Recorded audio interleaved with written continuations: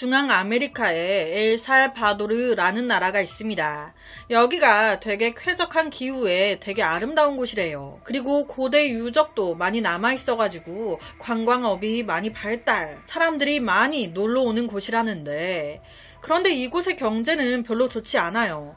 특히 빈부격차가 굉장히 심하다고, 거의 대부분의 사람들이 고기잡이로 먹고 산다는데, 오늘 이야기의 주인공인 호세 알바렌가 또한 여기에서 태어났습니다. 1975년생인 그는 재분소를 운영하는 아버지 밑에서 태어났는데, 이게 형제가 너무 많아. 돈이 한두 푼 드는 게 아닌 거예요. 그래서 2002년 27살이 된 그는 멕시코로 넘어가서 일을 시작합니다. 그는요, 뛰어난 낚시 경험으로 인해 현지의 한 어업 회사에서 일을 하게 되고요.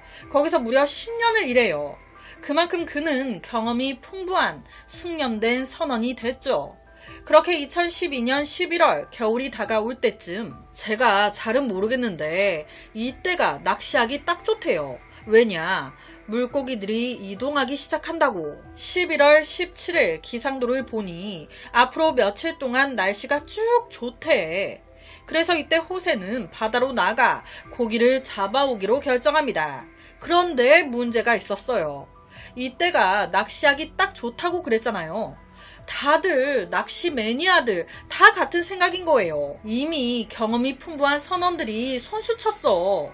다 팀을 꾸려가지고 배를 타고 나갔네. 그에게 남은 건 20대 초반의 새내기 코르바도 뿐. 고민이 좀 됐어요. 너무 초짜니까 얘를 데리고 내가 뭘 할 수 있을까? 하지만 그는 이 기회를 놓칠 수 없었습니다. 생선 많이 잡으면 그게 다 얼만데. 그래서 그는 새내기 코르바도와 함께 바다로 나가 낚시하기로 결정해요. 두 사람은 길이 7m, 폭 1.5m의 어선을 준비했습니다. 거기에 약 60kg 정도의 먹을 물을 담았어요. 그리고 휘발유 200kg, GPS 추적 장치, 그리고 호출기, 그리고 작살, 미끼, 칼, 그리고 이틀치 식량까지 만만의 준비를 합니다. 그리고 이들은 11월 17일 치아파스라는 곳에서 출발해요. 애초 계획은요, 30시간 동안 교대로 쉴 틈 없이 연속 낚시를 해가지고 생선을 아주 끌어모으는 거지. 그렇게 배의 냉장고에 생선을 가득 채워 돌아오는 거였어요. 그러면 돈이 어마어마할 거거든. 항해의 초기 단계는 매우 순조로웠습니다. 호세의 예상대로 대량의 물고기떼의 이동으로 그냥 낚싯대를 넣는 족족 그냥 바로바로 잡혀. 단 하루 만에 500kg의 신선한 생선을 잡습니다. 그 중에 상어 한 마리도 잡아요. 하지만 인생이라는 게 그렇죠. 늘 순탄치 않고 내 생각, 내 계획대로 되는 게 하나도 없어. 17일 날 배를 타고 나갔잖아요. 바로 다음 날인 18일 갑자기 폭풍우가 막 몰아치기 시작하는 거예요. 비바람에 태풍에 번개까지 치고 막 난리가 났어. 와, 날씨에 뭐 좋다며. 폭풍이 집어삼킨 바다는 정말 무섭죠.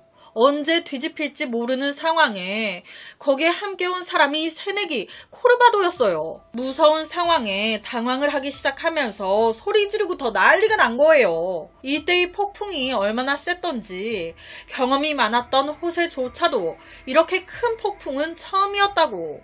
그는 흥분한 코르바도한테 코르바도 진정하라고! 빨리 사장 원리한테 전화해 구조 요청하라고! 정신 차려! 호출기가 연결되고 다행히도 곧바로 반대편에서 사장인 월리의 목소리가 들려왔습니다. 뭐야, 어디 있는 거야? 호세 얼른 좌표 알려줘. 그런데 와, 좌표기가 고장났어. 지금 우리가 어디 있는지 모르겠어. 그는요, 경험이 많으니까 부표를 지금 떨어뜨릴게요. 이거 보고 빨리 좀 와주세요. 이게 호세가 한 마지막 말입니다. 구조 요청 후 이걸 알기라도 한 걸까? 하늘의 폭풍은 더 심해졌습니다. 파도가 모든 배를 집어 삼킬 기세였어요. 호세는요, 그 순간 자기 배가 너무 무겁다는 걸 눈치챘습니다. 이거 자칫하면 집어 삼켜지겠다. 배를 가볍게 만들어야 한다. 그래서 코르바도한테 지금 냉장고 안에 있는 생선들을 모두 바다로 버리라고 소리질러요. 지금 뭐 돈이고 나발이고 그거 생각할 때가 아니야. 내가 우선 살아야지. 하지만 불행은 결코 혼자 오지 않죠. 와, 배 엔진도 고장났네. 뭐 어떻게 할 수 있는 게 없는 거예요. 구조만 기다릴 수밖에. 폭풍과 맞선 지 하루 만에 두 사람은 추위 때문에 움직일 수조차 없었습니다. 그래서 이 둘 마지막 힘을 쥐어 짜내서 비어있는 냉장고 안으로 들어갔어요. 좁잖아요. 둘이 딱 붙어가지고 따뜻해지게. 그리고 깊은 잠에 빠집니다. 얼마나 흘렀을까 냉장고에서 나와보니 하늘이 맑아졌어. 갠 거예요. 그런데 주위에 아무것도 없네. 주위에 배 한 척이 안 보여. 두 사람은요, 배 상태 먼저 살폈습니다. 와, 엔진 고장났네. GPS 고장났네. 무전기도 없어졌네. 먹을 물과 식량 또한 거의 바닥이 났네. 총체적 난국. 와, 이거 어떡하냐? 제일 큰 문제는 자기들이 지금 어디 있는지조차 모른다는 거예요. 완전히 바다에서 길을 잃어버린 거죠. 지금 시간도 몰라. 그래서 호세는요, 저녁이 되면 하늘의 별로, 별자리로 대략 날짜와 시간, 동서남북을 추측할 수밖에 없었습니다. 우선 한 방향으로만 가자. 그러다 보면 지나가는 유람선을 만날지도 몰라. 이런 믿음을 가지고 두 사람 다시 힘내요. 음식과 물을 딱 계획하에 나눠서 조금씩 먹기 시작합니다. 그리고 지금 낚싯대도 잃어버렸단 말이에요. 바다 밑에 먹을 게 지금 깔려있는데. 그러니까 이때 호세 과감하게 배 옆에 무릎을 꿇고 앉습니다. 그리고 바다에 손을 집어넣고 가만히 있어요. 내 손끝에 물고기들이 왔다 갔다 지나가는 게 느껴져. 이때 가만히 있다가 손에 감이 왔다 싶을 때 덥석 바로 그냥 잡아채는 것. 당연히 이게 잘 잡히겠습니까? 처음에 계속 실패해요. 하지만 이게 한 번, 두 번, 100번, 200번 하다 보니 점점 요령이 조금씩 생기는 거예요. 이 방법으로 물고기 한 마리 잡습니다. 호세가 생선을 잡으면 코르바도가 그 생선을 이제 남은 칼로 손질해요. 그리고 그걸 말립니다. 그렇게 며칠 버티는데 아우 이번에는 물이 떨어졌어. 그래서 호세는 자기 소변을 마시기 시작해요. 코르바도에게도 그렇게 하라고 지시합니다. 이렇게 하지 않으면 목말라 죽게 될 거라고. 이렇게 소변과 소변이 계속 순환되고 이제 수분을 그나마 보충하는 거죠. 자, 여기까지 들으셨을 때 배를 타시는 직업을 가지신 분들이나 아시는 분들은 몸이지 지금 무슨 소리 하는 거야. 무슨 소변을 마시는 게 수분을 보충한다는 거야. 이상한 소리, 이상한 정보를 막 퍼뜨리네? 라고 생각하실 분들 계실 것 같아요. 이 부분은 호불호가 있더라고요. 일부 생존가들은 소변을 마시라고, 소변 마시라고 막 권장하는데 의학적으로는 이렇게 하면 안 된대요. 오히려 탈수를 더 부추길 수 있다고. 실제 며칠 후 새내기 코르바도 정신을 잃었어요. 호세 상태도 그닥. 더 이상 버틸 힘이 없어. 바로 그때 바다새 한 마리가 호세 가슴 쪽에 살짝 내려앉습니다. 그리곤 자기 목 쪽에 피부를 막 쪼아. 아무래도 자기를 죽은 시체라고 생각한 거겠죠. 그 순간 호세 갑자기 죽겠다 싶으니까 지금이다. 바로 목을 쪼고 있는 바다새의 이 모가지를 꽉 물어버렸어요. 살아야겠다는 생각에 이로 그냥 확 물어버렸대요. 피가 막 탐욕스럽게 그 피를 막 빨아먹었다고. 와, 이제 좀 살겠다. 그리고 그는 잡은 바다새를 의식 잃고 쓰러져 있는 코르바도의 입에 갖다 댔습니다. 빨리 마셔. 안 마시면 너 죽어. 그렇게 두 사람은 바다새의 피를 빨아먹고 기력을 그나마 되찾았고 그 잡은 바다새를 또 말려서 또 먹습니다. 그렇게 바다에서 표류한 지 무려 14일이 지나갑니다. 이때 호세와 코르바도는 냉장고에서 쉬고 있었어요. 그런데 갑자기 탁탁탁 소리가. 놀래서 밖을 나가보니 하늘에서 빗방울이 떨어져. 비 온다 비! 이들은요 너무 신나가지고 물을 저장했던 양동이를 사용 빗물을 막 받기 시작해요. 드디어 이날 이들은 새의 피가 아닌 마침내 투명한 물을 봤습니다. 두 사람은요, 이때 너무 좋아가지고 옷을 벗고 입을 벌린 채 빗물을 막 들이마셨대요. 지쳐가던 그들, 이 두 사람은요, 여기서 또 한번 살아갈 희망을 얻습니다. 몇 주 동안 바다 위를 표류하면서 청소부로도 거듭나요. 이게 무슨 말이냐? 바다를 정처 없이 막 떠다니다 보니 바다에 뭐 이렇게 비닐봉지가 많아? 하나하나 줍기 시작하는데 웬걸 그 비닐봉지들 중에 음식이 들어있는 게 있는 거예요. 한 번은 그 비닐 안에서 껌뭉치를 발견한 적도 있고, 하얀 비닐봉지를 주었는데 그 안에 양배추 반 개와 다진 당근이 들어있었대요. 거기에 플러스로 우유 1리터까지. 아무래도 상해 있었을 가능성이 크죠. 그런데 뭐 이 상황에서 뭐 상해 있으면 안 먹을 거야? 뭐라도 먹어야지, 죽게 생겼는데. 그러니까 이제 뭐 비닐봉투 같은 게 보이면 무시를 못하는 거예요. 다 죽고 보는 겁니다. 거기다 플러스로 날이 가면 갈수록 낚시 실력 또한 수준급으로 올라가요. 때때로 그들은요, 바다 거북도 잡습니다. 실제로 호세왈, 바다새의 피보다 거북이 피가 더 맛있다고. 먹을 것도 있고 마실 물도 있고 그들은요, 집에 돌아갈 수 있을 것 같았어요. 버틸 수 있겠어. 야, 우리 집에 돌아가면 이 이야기 꼭 해주자. 그런데 두 달 뒤 예상치 못한 상황이 벌어집니다. 새내기 코르바도가 바다새를 먹은 후에 병이 난 거예요. 온 몸을 막 부들부들 떨어. 몸이 안 좋다 보니 물을 삼키지도 못하고요. 음식도 못 삼켜요. 어쩔 수 없이 호세는 고기를, 생선을 잘게 썰어 억지로 먹일 수밖에 없었습니다. 그런데 이것조차도 힘들어. 코르바도는 어느 순간 느낀 것 같아요. 여기서 뭔가 나 죽을 것 같다. 그래서 한날 호세한테 이렇게 말합니다. 아무래도 난 여기서 끝난 것 같아요. 나 마지막 부탁이 있어요. 내가 이 배에서 죽더라도 당신이 아무리 배고프더라도 날 먹진 말아줘요. 그러니까 이때 호세, 안 먹어. 저도 안 먹어. 재수없이 그런 말 하지 마. 호세는요, 코르바도가 진짜 죽을까봐 너무 두려웠대요. 혼자 남는 게 너무 무서우니까. 급히 물을 가져와 코르바도 입에 댔습니다. 하지만 음식 하나 삼킬 힘이 없었던 그 배 안에서 사망해요. 와, 코르바도가 죽고 나서요, 진짜 절망했대요.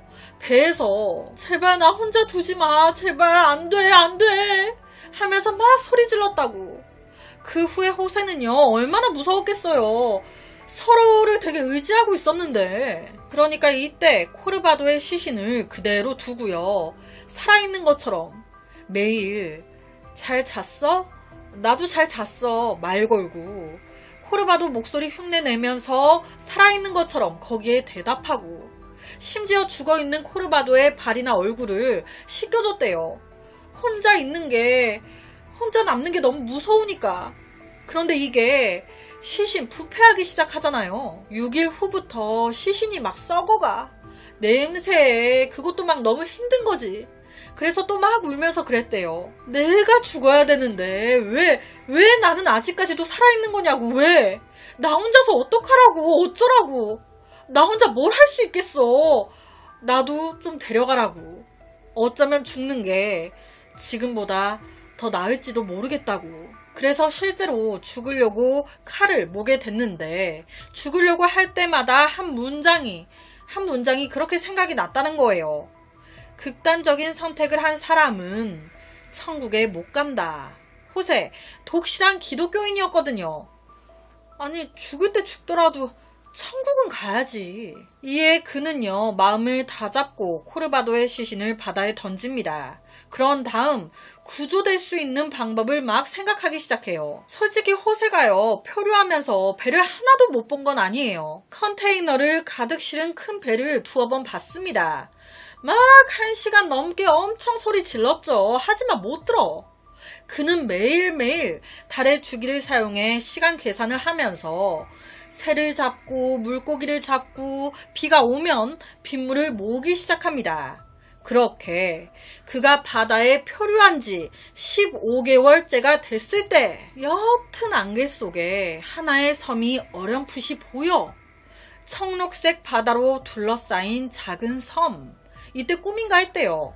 한 10분을 아무것도 못하고 가만히 서서 그 섬만을 쳐다보고 있었다고. 아니, 여기 가야 될 거 아니에요. 섬에 가야 뭐 불을 피워 구조 요청을 하든지 뭐라도 찾아 먹든지 할 거 아니야. 필사적으로 두 손으로 막 배를 저어가지고 섬 쪽으로 갑니다. 섬 가까이 갔을 땐 배에서 아예 내려가지고 수영을 해가지고 도착해요.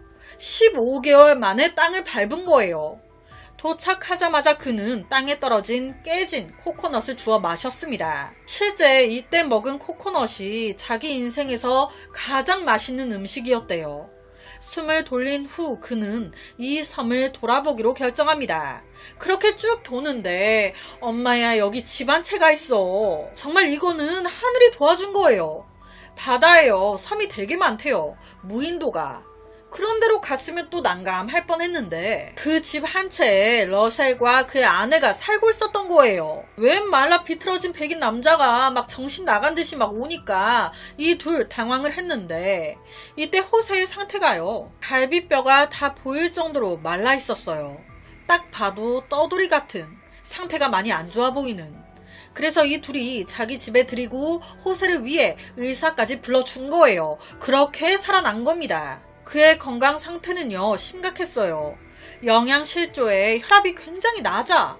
다리도 엄청 부어가지고 살아있는 게 기적이라고. 자, 2012년 11월 17일 바다에 나갔거든요. 2014년 2월 6일 병원으로 옮겨집니다. 1년 넘게 바다에 떠다닌 거예요. 사실 호세는요, 시계가 없는 상황에서 자기 계산으로 15개월을 떠다닌 줄 알았어요. 그런데 정확히는 13개월이었습니다. 그는요, 구조되고 바로 겪었던 이 모든 일을 얘기했어요. 하지만 아무도 안 믿는 거예요. 아니, 물도 없고 식량도 없는 상태에서 13개월 동안 바다를 떠다녔다는 게 자기 말대로 하면 표류된 지 몇 개월도 안 돼서 비타민이 결핍돼 괴혈병에 걸리고 죽게 되는 게 보통인데, 하지만 옆에 교수는 이렇게 말합니다.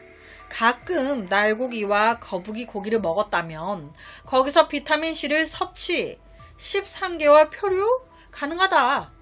실제 해양 연구원들까지 이제 그의 말이 진짜인지 시뮬레이션 실험까지 했었대요. 결과는 가능하다. 호세의 경험 진짜인 것 같다. 그렇게 그는 역사상 가장 오랫동안 바다에서 표류한 사람으로 기록됩니다. 하지만 구조되고 얼마 안 가 바로 문제가 발생해요. 제대로 된 음식을 못 먹었잖아요. 그러니까 각종 질병에 시달리기 시작하는 거예요.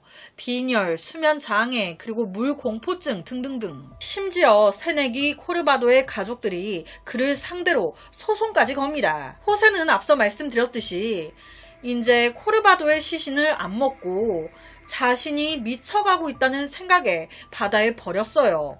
그런데 가족들은 그거 증거가 어딨냐는 거예요. 네가 우리 코르바도의 시신을 먹고 13개월을 버틴 거 아니냐.